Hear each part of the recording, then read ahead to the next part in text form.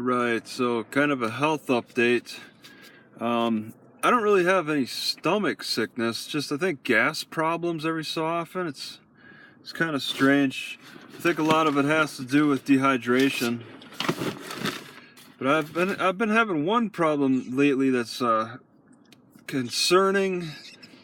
I got this bump on my privates on my penis.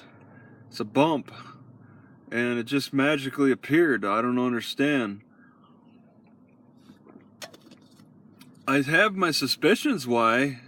I've had a few days now with it, maybe a week, and I thought about like my habits. Maybe it's cancer, but maybe it's something from my habits. I've been peeing in the same pee jugs for years, the same ones. I just keep emptying them and refilling them, and over the past few years, just the same ones. But I don't know if it's the dirtiness, because this bump on my penis is like internal. It's more internal. It's not skin. It's not on the skin. It's nothing you could just squeeze out like a pimple. It's deeper, and I suspect that maybe it's contusion, like when you shake yourself dry after a run, then you freely do it, when you normally pee, but I do it in a container, so I'm slapping my willy on the inner layer, the inner side of the bottles, and I'm just smack every time. And I'm thinking possibly I broke some tissue. You do it enough, you break it down, maybe you break down some tissue. It's possible, but it could just be cancer. I don't know. It's a concern, and I'm gonna give it time to see if it can work its way out. There could be like an extension of my gut sickness. Maybe the gut sickness is showing up in other ways. There could be like hardening of tissue that's not cancer, that happens during times of sickness.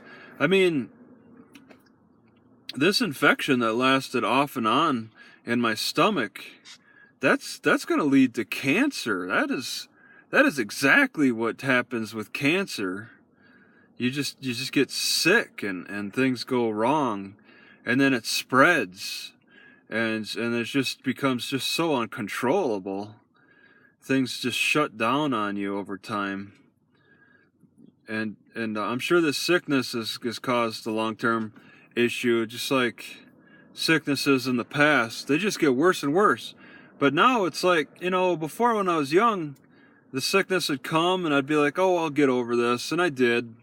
But now it's just like the sickness comes and it just gets worse. And it's like, whoa, I gotta do something. I gotta take more measures to try to slow this down, try to prevent it for future. And I like to think that I'm doing pretty good trying to work on prevention. Dehydration is one of them issues. I get points where I lack thirst. How do I keep up the thirst when the thirst isn't there, and I'm still peeing a deep yellow, possibly even orange, tea colored? I'm peeing tea color, and it has to be clear. And how do you get to that clearness when you're not thirsty? And you just keep not drinking a lot, and then peeing the dark colors, and then not wanting to drink because you're not thirsty. And it's like, there's obviously evidence that you gotta drink. How do you stimulate that? I haven't seen any great advice on that on the internet. There's just like, just drink more. Get this new app that you can keep track of how many liters you drink. And that's just not motivating. One thing I have found kind of motivating is in the past, I can't do it in this car, but like drinking from a bowl, You know, like you sit there and suckle away like you're sucking at a straw. I like straw drinking. I'm not exactly satisfied with my straws. I got the metal straw. Haven't used it in a while. It's somewhere back behind me. Haven't used it in a while. Just not that motivated to drink out of them. But yeah, I do like to change up how I drink, and that kind of brings back some of the motivation. But the thing is, with the drinking, with the thirst, with increasing thirst, one of the things I believe that I'm not craving drinking much is because it's a lack of exercise. When I get blood pumping to my arms, blood pumping all over to the shoulders, to spots that I don't normally feel the blood pump, I'll increase my thirst. It's a great feeling. That's the exercise in the right ways. Walking is not enough. It's definitely not enough. Getting a more overall rows and pushes and curls and triceps. It's like you do all the other muscles. You don't work those muscles walking. You work all those muscles. You work different. Working different muscles will generate a different kind of thirst. But I'm just having so much difficulty. It's not like I lack motivation. I lack resources. Like here, there's a possibility. There's a park next to me. But there's so many people that walk through there. I can't stand it. I don't want to be working out around people walking around me. I'm sitting there grunting and people walk around me, and I don't want to draw that kind of attention to me. I like to be able to do it in peace, especially with squats. I like doing wide stance squats. Haven't done them in I think weeks, because I can't just start doing squats sitting in this library parking lot. People might call the cops on me or something. It's like I've gotten the cops called on me in the past for exercising in public. There's just some things you can't do. You can't sleep in public. You can't exercise in public. People want you to be like a tree that just sits there and doesn't move. Well, doesn't sleep. Stands or sits. If you're laying, that's enough to be suspicious. If you're exercising, that's enough to be suspicious and have the cops called on you. It's so frustrating with that. And I think, it comes down to a thirst issue. Exercise solves it, but society does not want that solved. It's like, it's not even a corporation business thing where they're trying to make money off of sickness. The medical industry drugging you up and trying to make money off of your addiction to the drugs. No, it's not just that. It's not just the profit makers. It's actually civilians in the city who don't want to see you getting away from what they consider normal. Exercising in the public is not normal. Sleeping in the public is not normal, and that's society and how it's set up. It's not at all a profit-making venture. Although you got these property owners and landlords. Landlords are jerks, I'll say, but property owners too. They don't want to see you enjoying their lands in your own way.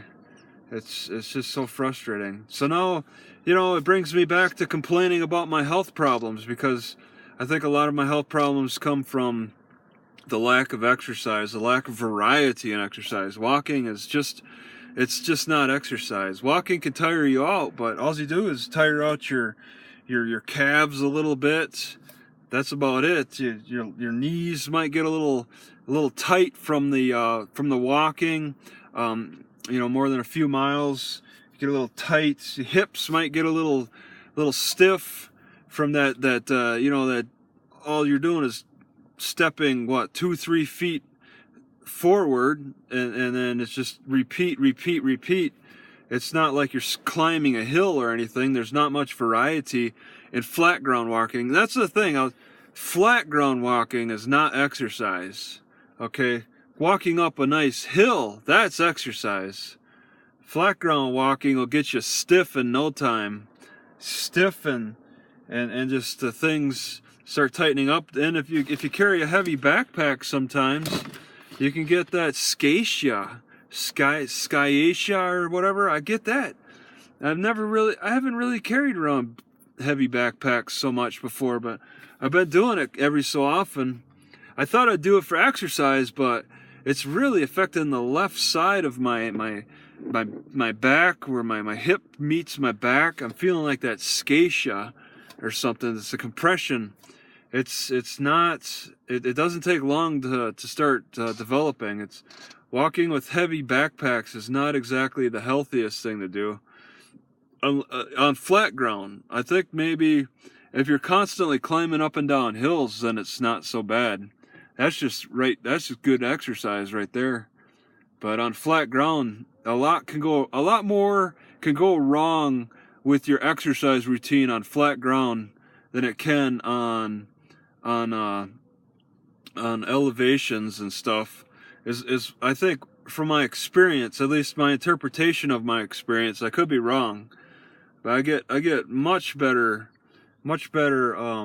results from going up and down hills than I do on flat ground. Sprinting up hills and bounding down hills. But the lack of exercise, I'm sitting here, lack of circulation, that's going to cause bulging in the penis. So I'm concerned about it. I feel at a loss of what I can do about it. I'm just trying to be careful. But it's just I'm reporting the issue now, and see what happens in a matter of a few weeks.